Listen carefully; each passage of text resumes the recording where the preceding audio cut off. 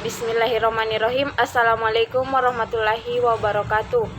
Perkenalkan, saya atas nama Mardiana dengan NIM 2003-015-0002, kelas PJKRA Angkatan 2020. Baiklah, pada kesempatan kali ini saya akan menjelaskan tentang memahami manusia melalui dimensi filsafat. Filsafat manusia atau antropologi filsafat merupakan bagian integral dari sistem filsafat yang secara spesifik menyoroti hakikat atau esensi manusia. Sebagai bagian dari sistem filsafat, secara metodis ia memiliki kedudukan yang kurang lebih setara dengan cabang-cabang filsafat lainnya seperti etika, kosmologi, epistemologi, filsafat sosial, dan estetika. Kalau demikian, maka dengan mempelajari filsafat manusia, berarti kita dibawa ke dalam panorama pengetahuan yang sangat luas, dalam dan kritis yang menggambarkan esensi manusia. Panorama pengetahuan seperti itu paling tidak memiliki manfaat ganda, yakni manfaat praktis dan teoritis. Manusia merupakan makhluk ciptaan Allah Subhanahu wa Ta'ala yang paling sempurna, karena manusia dibekali dengan berbagai kelebihan dibanding dengan makhluk lainnya, di mana kelebihan tersebut yaitu kelebihan nafsu atau sifat dasar iblis, taat, patuh, tunduk atau sifat dasar malaikat, dan akal yakni diketahui dengan sifat keistimewaan manusia. Ketiga hal tersebut membuat manusia memiliki kedudukan yang tinggi di hadapannya.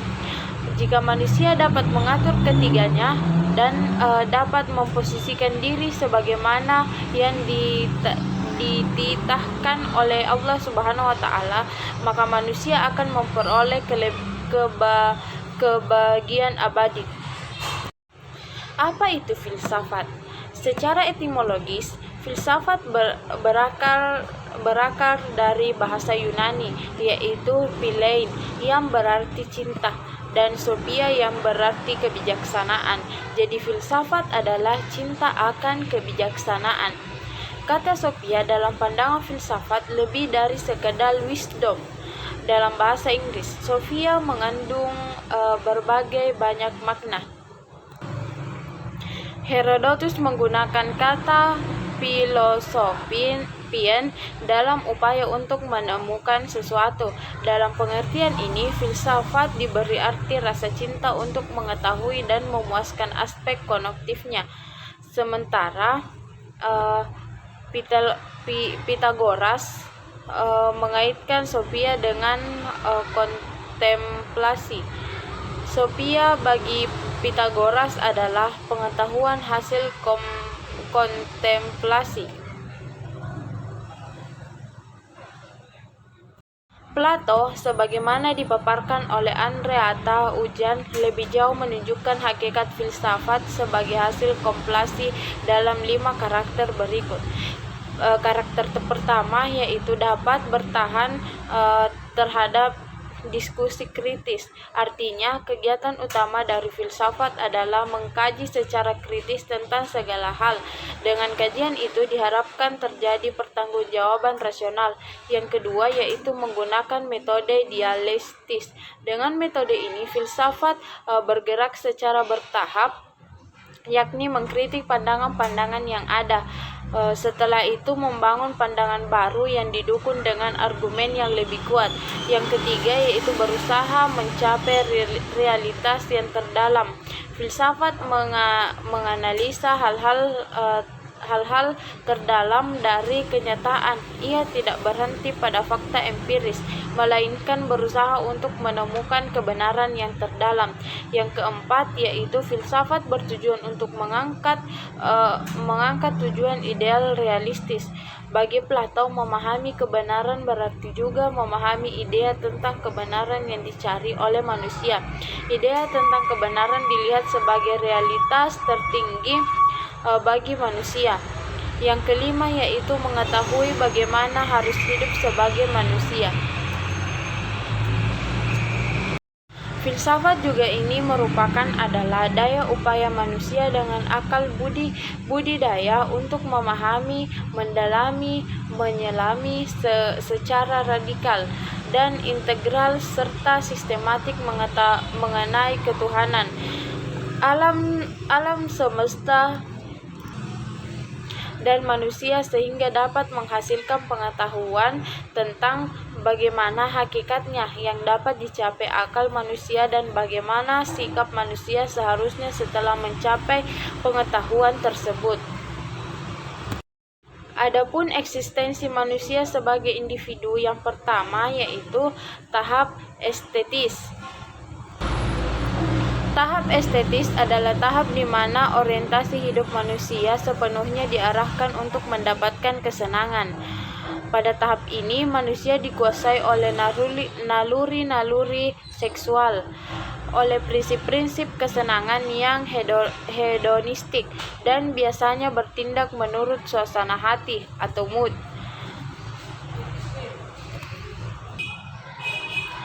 Kierkegaard mengambil sosok Don Juan sebagai model manusia estetis. Don Juan hidup sebagai hedonis yang tidak mempunyai komitmen dan keterlibatan apapun dalam hidupnya. Ia tidak mempunyai fashion dalam menyikapi dan menindaklanjuti suatu persoalan. Tidak ada cinta dan tidak ada ketertarikan untuk mengikatkan diri dalam suatu perkawinan. Selain keinginan untuk berpetualang dengan wanita, cinta dan wanita adalah hambatan untuk petualangan dan untuk kebebasan oleh sebab itu bisa dianggap mengurangi kesenangan. Model manusia estetis hidup untuk dirinya sendiri, untuk kesenangan dan kepentingan pribadinya. Yang kedua yaitu tahap etis. Memilih hidup dalam tahap etis berarti mengubah pola hidup yang semula estetis menjadi etis. Ada semacam pertobatan yang dimana itu yang disebut pertobatan awalnya menjadi misalnya nakal menjadi awalnya yang tidak nakal. Awalnya yang nakal sekali menjadi tidak nakal, di mana individu mulai menerima kebijakan-kebijakan moral dan memilih untuk mengingatkan diri kepadanya. Prinsip kesenangan dibuang jauh-jauh dan sekarang ia menerima dan menghayati nilai-nilai kemanusiaan yang bersifat universal. Sudah mulai ada fashion dalam menjalani kehidupan berdasarkan nilai-nilai kemanusiaan yang dipilihnya secara bebas. Perkawinan juga merupakan langkah perpindahan dari eksistensi estetis ke eksistensi etis.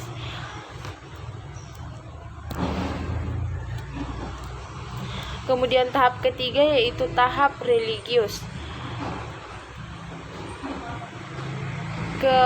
Keotetikan hidup manusia sebagai subjek atau aku baru akan tercapai kalau individu dengan mata tertutup lompat dan meleburkan diri dalam realitas Tuhan.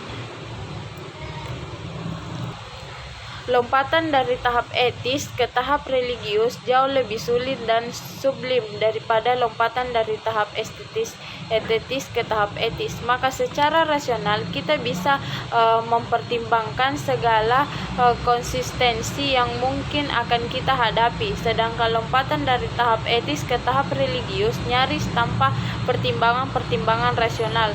Tidak dibutuhkan alasan atau pertimbangan rasional dan ilmiah di sini. Yang diperlukan hanyalah keyakinan subjektif yang berdasarkan pada iman. Selanjutnya yaitu hakikat manusia dalam pandangan filsafat.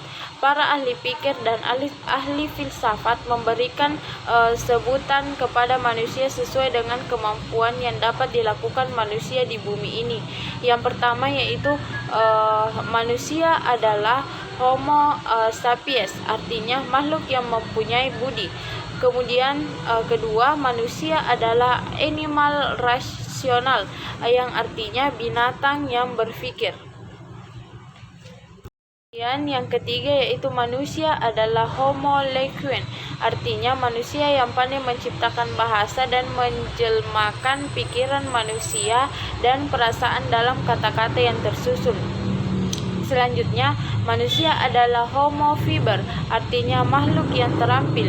Dia pandai membuat perkakas atau disebut juga toolmaking animal, yaitu binatang yang pandai membuat alat. Kemudian selanjutnya yaitu manusia adalah politician, yaitu makhluk yang pandai bekerja sama, bergaul dengan orang lain dan mengorganisasikan diri untuk memenuhi kebutuhan hidupnya. Selanjutnya itu manusia adalah homo economicus, adalah makhluk yang tunduk pada prinsip-prinsip ekonomi dan bersifat ekonomis. Selanjutnya yaitu manusia adalah homo religius, yaitu makhluk yang beragama. Selanjutnya adapun pembahasan mengenai manusia. Yang pertama yaitu masalah rohani dan jasmani. Setidaknya terdapat 4 aliran pemikiran yang berkaitan tentang masalah rohani dan jasmaninya menurut sudut pandang unsur pembentuk manusia, yaitu yang pertama ada yang dinamakan dengan aliran serbazat.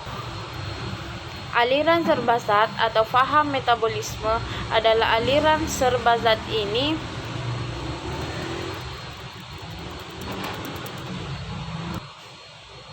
mengatakan yang sungguh-sungguh adalah itu adalah zat atau materi. Alam ini adalah zat atau materi dan manusia adalah unsur dari alam. Maka dari itu manusia adalah zat atau materi. Manusia ialah apa yang nampak sebagai wujudnya, terdapat atas zat, darah, daging, tulang. Jadi aliran ini lebih berpemahaman bahwa esensi manusia adalah lebih kepada zat atau materinya. Yang kedua yaitu aliran serbaru. Aliran ini diberi nama aliran idealisme. Aliran ini berpendapat bahwa segala hakikat sesuai yang ada di dunia ini adalah ruh. Juga hakikat manusia adalah ruh. Ruh di sini bisa diartikan juga sebagai jiwa, mental, juga resiko atau akal. Karena itu jasmani atau tubuh merupakan alat jiwa untuk melaksanakan tujuan, keinginan, dan dorongan jiwa rohani, sprint, rasio, dan manusia. Yang ketiga yaitu aliran dualisme. Aliran ini menganggap bahwa manusia itu pada hakikatnya terdiri dari 2 substansi, yaitu jasmani dan rohani. Aliran ini melihat realita semesta sebagai eksistensi kedua kategori animate dan inanimate, makhluk hidup dan benda mati. Demikian pula pada manusia merupakan kesatuan rohani dan jasmani, jiwa dan raga. Aliran keempat yaitu aliran eksistensialisme. Aliran filsafat modern ini berpikir tentang hakikat manusia yang merupakan eksistensi atau perwujudan sesungguhnya dari manusia. Jadi intinya hakikat manusia itu apa yang menguasai manusia secara menyatu. Di sini manusia dipandang dari serbazat, serbaru atau serba dualisme dari kedua aliran itu. Tetapi memandang dari segi eksistensi manusia itu sendiri di dunia ini. Yang kedua yaitu sudut pandang antropologi. Dari segi antropologi terdapat 3 sudut pandang hakikat manusia, yaitu manusia sebagai makhluk individu, manusia sebagai makhluk sosial, dan manusia sebagai makhluk susila.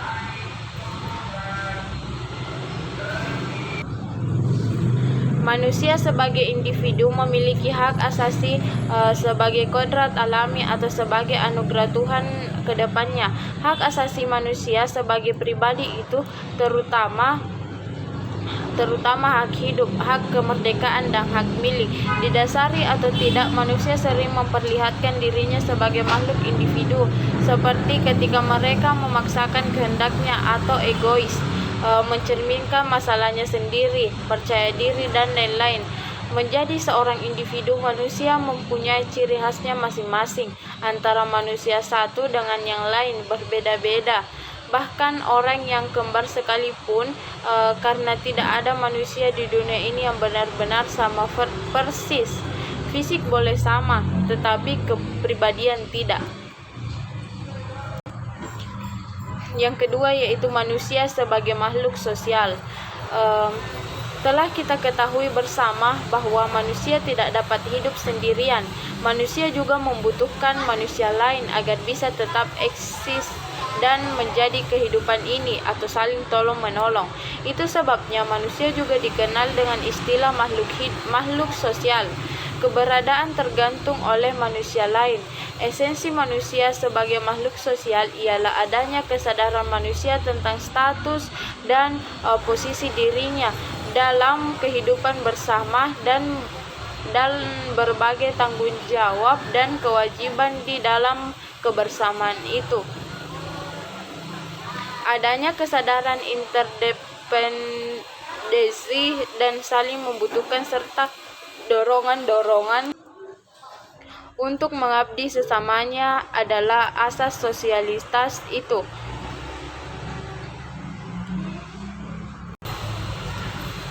Kemudian yang ketiga yaitu manusia sebagai makhluk susila. Asas pandangan bahwa manusia sebagai makhluk susila bersumber pada kepercayaan bahwa budi nurani manusia secara a priori adalah sadar nilai dan mengabdi norma-norma. Kesadaran susila tak dapat dipisahkan dengan realitas sosial sebab justru adanya nilai-nilai, efektivitas nilai-nilai, berfungsinya nilai-nilai hanyalah di dalam kehidupan sosial. Artinya kesusilaan atau moralitas adalah fungsi sosial. Asas kesadaran nilai asas moral adalah dasar fundamental yang membedakan manusia dari hidup makhluk alamiah yang lainnya. Rasio dan budi nurani menjadi dasar adanya kesadaran modal tersebut. Ketiga esensi di atas merupakan satu kesatuan yang tidak terlepas dari manusia, tinggal ia sadar atau tidak. Ketiga yaitu pandangan Freud tentang struktur jiwa atau kepribadian. Menurut Freud atau ahli ilmu jiwa, struktur jiwa atau kepribadian terbentuk oleh 3 tingkatan atau lapisan, yaitu yang pertama bagian dasar atau Das Es. Bagian ini merupakan bagian paling dasar yaitu berkenaan dengan hasrat-hasrat atau sumber nafsu kehidupan. Semua tuntutan Das Es semata-mata demi kepuasan tanpa memperhatikan nilai baik atau buruknya. Das Es ini merupakan prototipe dari sistem individualisme manusia, egois, sosial, bahkan moral. Dan ketika manusia semata-mata mengikuti dorongan Das Es yang demikian tadi, maka sesungguhnya manusia tidak ada bedanya dengan makhluk alamiah lainnya. Yang kedua yaitu bagian tengah atau Das Ich atau aku. Bagian ini terletak di tengah antara Das Es dan Das Über Ich, menjadi penengahan antara kepentingan Das Es dan tujuan-tujuan Das Über Ich. Das Ich ini bersifat objektif dan realistis sehingga pribadi seseorang dapat berjalan dengan seimbang dan harmonis. Yang ketiga yaitu bagian atas atau Das Über Ich atau superego, bagian jiwa yang paling tinggi, sifatnya paling sadar norma, paling luhur. Bagian ini yang paling lazim disamakan dengan budi nurani. Setiap moral, cita-cita dan tindakan Das Über Ich selalu didasarkan pada asas normatif. Superego ini selalu menjunjung tinggi nilai-nilai baik, nilai etika maupun nilai religius. 4 yaitu tujuan hidup manusia. Tujuan hidup manusia paling sedikit ada 4. Yang pertama yaitu beribadah, menjadi khalifah Allah di bumi yang baik dan sukses tentunya. Kemudian memperoleh kesuksesan atau kebaikan, kebahagiaan dan keberuntungan di dunia dan di akhirat, dan mendapat ridha Allah Subhanahu wa taala. Adapun hakikat dan martabat manusia. Adapun roh atau jiwa yang berasal dari non-materi yang biasa disebut dengan an-naf memiliki 3 daya. Daya yang pertama yaitu daya pikir yang disebut akal berpusat di kepala. Yang pertama yaitu daya pikir atau akal yang berpusat di kepala. Dalam Islam dipertajam melalui perenungan alam semesta yang kejadian-kejadian yang ada di alam ini. Oleh karena itu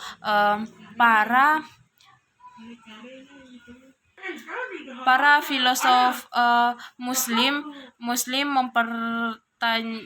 mempertajamkan dengan melalui dorongan ayat-ayat kauniyah, ayat-ayat mengenai alam kosmos yang mengandung perintah kepada manusia agar memikirkan dan meneliti alam semesta.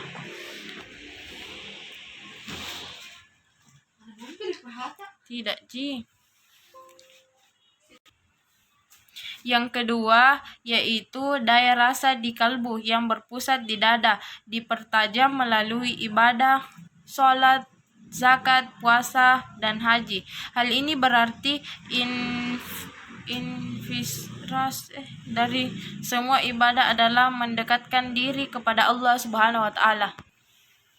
Yang ketiga yaitu daya nafsu yang berpusat di perut akan meningkatkan kekuatannya bila nafsu itu diikuti kemauannya. Manusia yang mengikuti hawa nafsu yang demikian akan jatuh derajatnya lebih rendah dari makhluk binatang. Sebaliknya pula, daya nafsu yang memperoleh bimbingan dari hati nuraninya melalui keimanannya atau manusia yang mampu mengendalikan hawa nafsunya akan menjadi lebih tinggi derajatnya dari makhluk lainnya termasuk malaikat. Mungkin itu saja yang dapat saya jelaskan, kurang dan lebihnya mohon dimaafkan. Wabillahi taufiq wal hidayah. Wassalamualaikum warahmatullahi wabarakatuh.